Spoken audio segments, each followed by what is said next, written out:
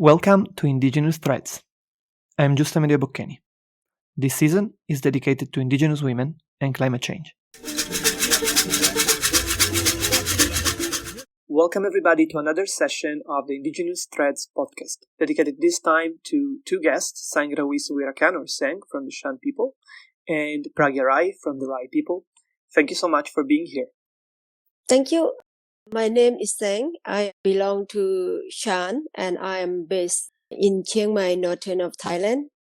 My village was along the Thai-Burma border. I was born there and almost of the Shan people are farmer.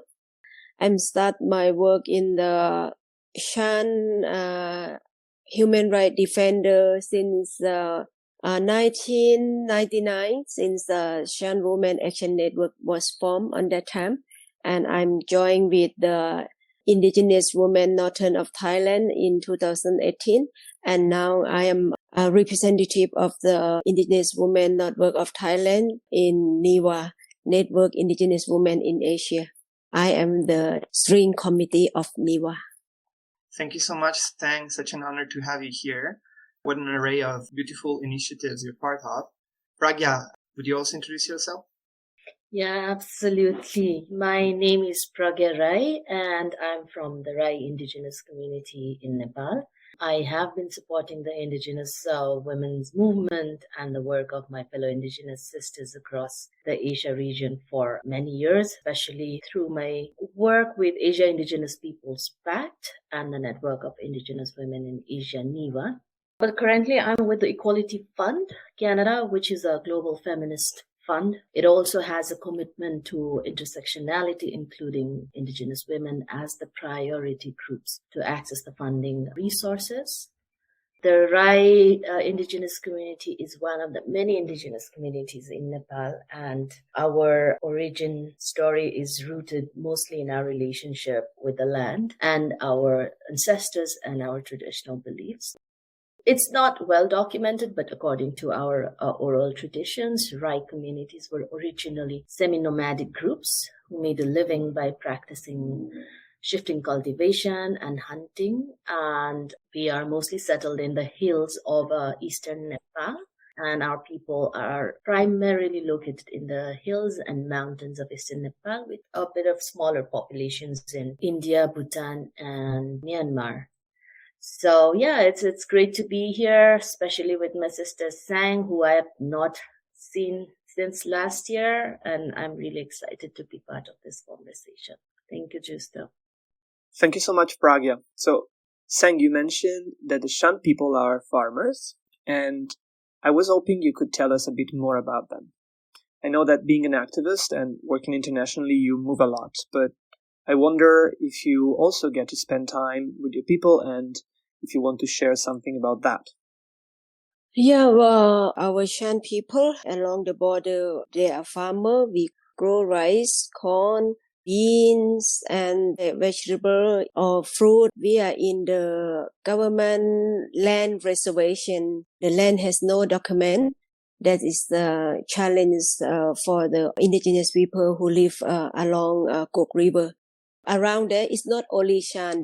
There are 16 ethnic groups who live along, and we are same situation. The farmer already has been hard life actually. We have to wait for like seasonal rain.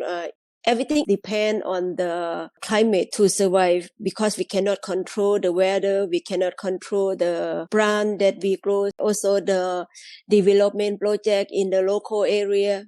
It seems like we have right, but the government not listen to us.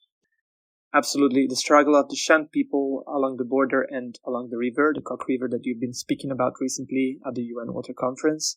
I was wondering if you want to share some more information about this river and perhaps also address the issue of the border and the relationship with the state. You touched upon it a moment ago, and I know that this has been challenging for your people. So could you tell us a bit more about that? Kok River is the upstream in Shan State in Burma. Actually, we are in Thai side. My community, we are in Thai side, but at the border, Thai and Burma border. And along the border, there are different ethnic groups that I has mentioned earlier. And the general of Kok River in upstream at the border, they are in no man's land. The environment is still green near my village. In the mountain, we have community forests, and there are rules set up by community to protect the environment around us. Nearly 10,000, I'm not sure how many acres. This is protected by community, and we have the rule to use the community forest together. But this is a second generation of tree. The first tree already has been cut because of the province business. And not exactly the province, actually before Second World War, when Burma is still under colony of the British, northern Thailand is the way to transport the teak wood from Burma to Thailand and to Mekong River to transport England. It's the same in my community and in Chiang Mai, the tree, the teak, especially the teak wood had been cut all, and you can see only the mountain like no hair. And the reason this teak wood is around like 60 to 70 years after that is recovered by the community because our great grandpa found that, we have the river from Shan State to Thailand, but still sometimes the water is not enough because our village is higher, not close to the river. So very difficult to transport the water to use in the village. So the water tap is still important. That's why they have forest rule, community rule to use the forest, and they recover again. And then now we have good water from the forest to use in community. And also the Shan culture, they have taught about how to take care of the wood in the forest. We have to cut, some example like bamboo. We cannot just leave it grow and not touch it at all. If we do like that, the bamboo will die. This is what we have learned. So we have to cut the first generation, second generation to make the root is clear, and then the new one can grow. That's what we have learned. And we also have learned about what kind of tree we have to grow near the canal to protect and to keep the water until the dry season like now. The issue in Thailand in the government forest reservation land, we allow to grow fruit, to grow rice. We are going to use the land. We allow to use the land, but we don't have a document on this land. And also like if development project is come to the community, we can say nothing because the land is not our 100%. And because of development project in Thai side, like sand mining, destroy the riverbank, and then the people who have a land in the riverbank, they can do nothing. They have to find the new work or find a new job to survive. Now more and more investors from the city come to grow like orange, which use a lot of chemical. This is also affect to us, as we use the Kok River. And also the corn also, because it have to use the chemical a lot, it's also destroying the land. And our young people cannot continue the farmer's life, especially our indigenous people who have a land only near the riverbank, because in the mountain they cannot cut the tree and they cannot create the new land to grow food. Yeah, this is the loss for us, because the new generation, they more and more they go to work in the city, and then less and less people to continue our culture. And for our Shan people in Shan State, I have to mention about that because we are nearby. Even we have a border, one from Thailand and one from Burma, but we are still relative, and then we keep on moving and seeing each other in the normal situation, not like in COVID pandemic. So in that side, they are coal mining because of the coal mining project, and then people have to move. They're forced to move. And the new place, they're already owned by someone. So they cannot resettle or they cannot stay because they cannot pay for the land. And so the choice is to move to Thailand. And to move to Thailand, they cannot come legal way because they cannot go to Rangoon to make a passport. Some of them, they have no education. And because of the political situation in Burma, indigenous people who live in the countryside cannot access to education or other that provide by government because they cannot speak Burmese. They have to come to Thailand like illegal and they become illegal migrant in Thailand, which is the not so good life for them. Yeah, I can say that more and more people move to Thailand. And for me, I have know that because we have a network along the border there and they send this information to us. And then what I can do and the Shan community can do is we just collect the donation to give them like emergency support, rice, drink, or something needed for women and children. That's what we can do. And also, of course, because Pragyaa is there, I am always communicate with her and then we get emergency support. Especially last year, a lot of people moved to Thailand. Thank you, Saeng. That was a fantastic account of so many issues that have been, as you highlighted, addressed effectively also through indigenous actions and activism.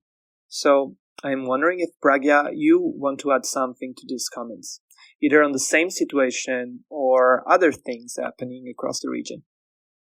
What Saeng said is a very detailed account of what is happening and the situation and the issues and the situation of indigenous peoples in her community. But I just want to add that this is a very common issue across the indigenous peoples groups because our communities, all of our indigenous communities, we have a very strong emphasis on the community ownership, the communal ownership and the management of natural resources. What Saeng was saying about we will not just let the bamboo grow, we will also have to cut it at some point. So this is how we are also taking care of it, not destroying everything and all. And all of the indigenous groups, we have developed our own sophisticated systems of natural resource management, water management, and forest conservation as well. For example, some of the indigenous women in Cambodia, they can really identify which is the drinkable water just by looking at it and just by smelling the water. We don't need anything else. So that comes only by living with these natural resources for generations and generations since our ancestors. Similarly, also in Philippines, I think in 2015, but I'm not sure, there was a water shortage, and one of the indigenous groups' water management system was recommended as the solution to the water shortage in Philippines. So these are very sophisticated systems that the indigenous peoples have developed with indigenous and ancestral knowledges. However, but due to issues like Saeng has already said, privatization and commodification of natural resources, especially water, is really affecting indigenous people's health and also resources. And when we're talking about health, indigenous women are the primary caregivers. So it's also increasing the burden of indigenous women. And we all know majority of the national parks in the world are on indigenous lands. So these kind of, criminalization of indigenous practices, lack of recognition of indigenous people's rights, these are the main issues that we are all facing and we are all struggling with across the region, I think across the world as well. Yeah, that's just something I wanted to add just though.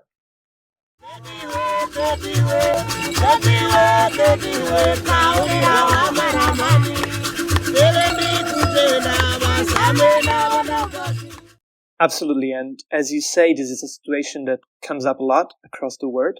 It doesn't change even across different kinds of resources. So here we've been talking about rivers, but this could be the land, could be the hair, and indigenous people across the world are the first stewards of global biodiversity reservoirs that their territories represent. And these very delicate and important, even thriving often biodiversity hubs are being threatened and more nowadays. So one thing that came up a lot in your last intervention was the role of women. And I would like to dwell a little bit more on that.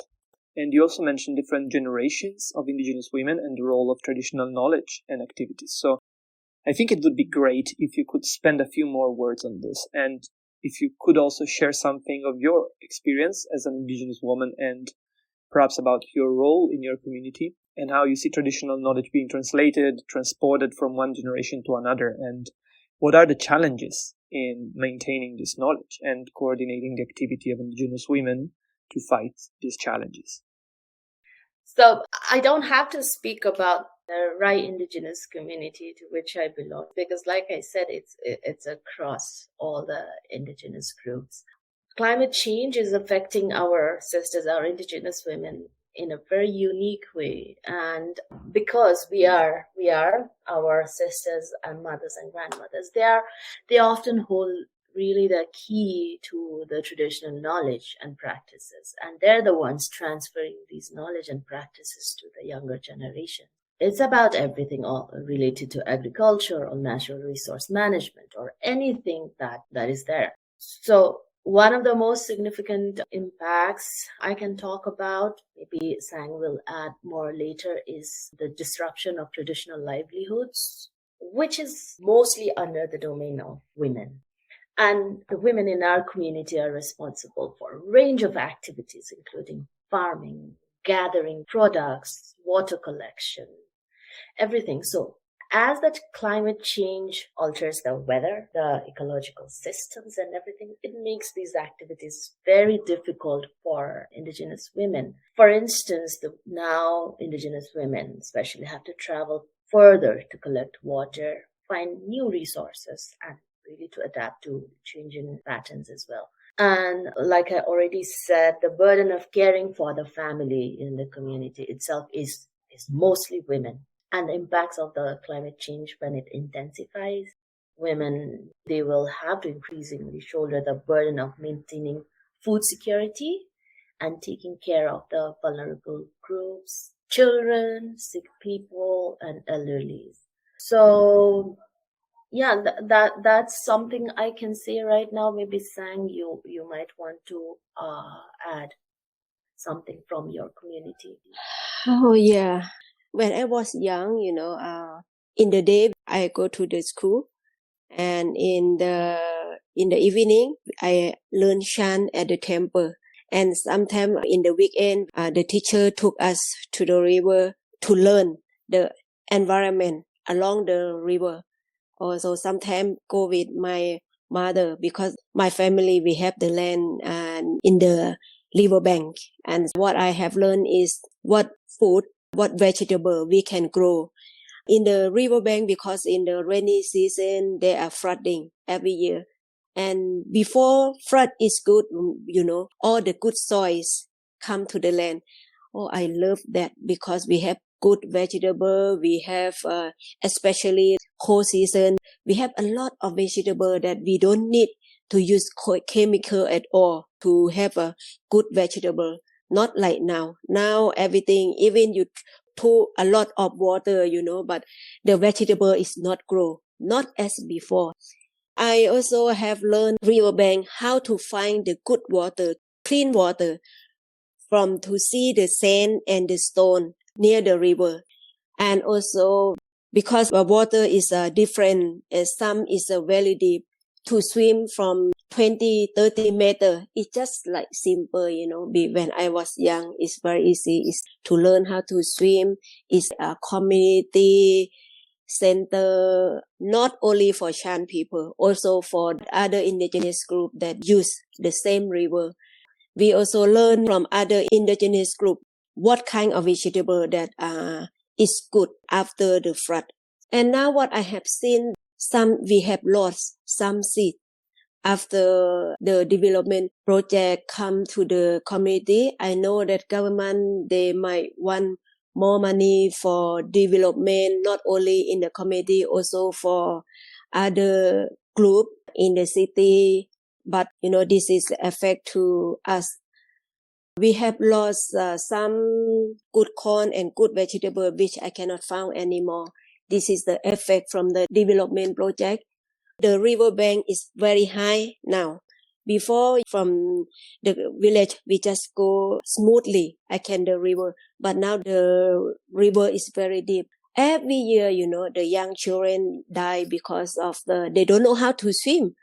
In the community, how we go to learn to swim in the pool, like the children in the city, right? Actually, that is good school for us. No children or people in the community along the river die before. But now more and more people, and every year, people die because of they cannot swim. And then, for the women, more difficult to find the natural vegetable. Before, very easy. In next 2 hours, you have to cook for dinner. Oh, you just carry a basket or something, run to the river, you can get fish, you can get vegetable, and then now it's not easy like that, Everything in the cold season, okay. In the rainy season, okay. We can grow nearby the village. We can go in the farm, but in the dry season, in the summer, we have to buy. We lost the land. We cannot use the water from the river anymore. And because of climate change, some seeds were lost. And then the seeds that we can buy now, you can buy once only. You cannot keep it and then grow it again like before. That is, I think, very much affect to us. Yes, you mean seeds that are genetically modified to be infertile, right? So once the crop grows, it is impossible to reproduce it, basically. Yeah, because we have no new generation to continue our indigenous knowledge. So before, my grandmother, she keep everything, and my mother also follow her. But from my generation, you see, we lost our land already to grow near the river. So how to keep? If we cannot grow, we cannot have the seed for the next year. Absolutely. And this is also an issue that's being felt and advocated against from many places around the world by indigenous peoples, principally. So thank you so much for sharing all this. You covered so many cross-cutting issues, and you presented a lot of examples of how you personally came to be aware of these problems and fought against them. And even just now, raising awareness about it, it's helpful in itself. And as you mentioned, finding partnerships with other indigenous communities around the same territories is fundamental. And of course, all such efforts should also be allowed, complemented, and supported by those responsible, like states and corporations, who have to change their ways and really start respecting indigenous peoples, indigenous knowledge, and seeing how these territories and the people that live in them are being affected in so many different ways, and often in ways that are quite tragic and that have long-term effects. So, thank you both for underlining so many issues. Now, as the end of our chat nears, I would like to give you an occasion to sign off. And just as a guiding question, but please feel free to talk about other things if you think there's something I have missed. I would like to go back to the stories of origin and traditions of your own communities, because I think often they contain important messages that really capture all these things we've talked about in very effective ways. So I was wondering if you have anything in mind, if you could share something of a story that is important for you and for your people about nature, or perhaps about the role of women. And whether you have something like this or not to tell, I'm going to say it later again, but I just want to say it's been such an honor to be here to listen to your words, and I really hope that the difficult situations like the one we discussed today can be overcome. And nothing, I just want to thank you again. Yeah, what I want to say is for our indigenous people, water is life. I think not only for indigenous people and for people in the world, is the same feeling. Good water, clean water is the life. And also, like, forest is like our food bank, for the indigenous people. The city people, some they see when they talk about indigenous people, their image is someone who destroy the environment. In reality, we are protect, because it's our house, our homeland. We have been living in the forest for many generations. We have the knowledge how to protect, because if we cut the tree, we cut ourselves, because a tree, forest, water means everything to us. So, what I can say is we have a good knowledge how to protect the environment. So it would be good involve the indigenous people in the decision making or policy making. We are living in the forest because we are human, It should be our voice, Yeah. Thank you so much, Saeng. Do you have any more words, Pragyaa? I just want to share it's not a story about my group, but it is still a traditional practice I think this is the Korean group in Thailand. Maybe Saeng, you know it better. So every time a baby is born in this village, they cut the umbilical cord and put it inside a bamboo container. This bamboo container is then tied to a community forest, which denotes that this baby's life is forever with this tree. So the people, the parents and the community people, they take care of this tree. They, water it, they clean, they keep the surroundings clean and everything. And it is denoting that the soul, the human being's soul is very tight. The nature, its development, its failure, its success and everything is very much connected. And there are so many practices like this in all the indigenous groups, and there are so many stories. We do not have good enough documentation for this yet, but we do live on these oral traditions. So this is something that has always touched me as a practice and as a story. So I just wanted to share that. And lastly, I want to thank you, Justo, for making this space for us. Whatever we've talked about, the challenges, all the challenges we are facing as Indigenous peoples, and especially as Indigenous women, I'd also like to share that our Indigenous sisters in the ground, they are really working very hard to advocate for their issues. And then we really need support. Our sisters need really big support to, have this voice more amplified. We are really done with the tokenist approach of the stakeholders having to have one indigenous person in a decision-making seats, but these kind of platforms really help our sisters to voice their opinions as well. And just to add that our sisters are now united and have a very strong network of indigenous women in Asia. In short, it's NIWA, which is really strategizing on how to address all these problems faced by the indigenous peoples in the community. And we hope NIWA will again advance forward, and then we need all of the support for NIWA to amplify this. Thank you. Yeah, thank you for letting us share our work, our story.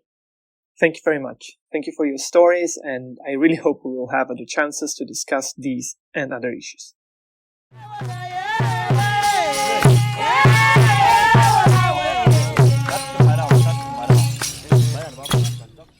This has been Indigenous Threads, a podcast series promoted by McGill University's Center for Human Rights and Legal Pluralism. Thank you for listening. Stay tuned.